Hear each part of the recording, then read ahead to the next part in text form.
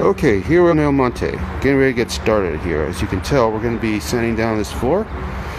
You see all the worn out areas. It's a little bit on the beat up side. We do a lot of filling. See how it's worn down? We're also driving some nails down here to try to make up some of the looseness. We're expecting to be done with this in one day.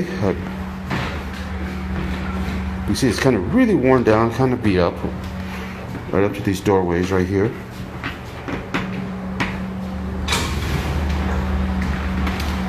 As you see, it's a wear pattern. Not a wear pattern so much as there were probably rugs here. But hopefully we shouldn't take too long to take care of this. And we'll be done sometime today. It is going to need a lot of filling though.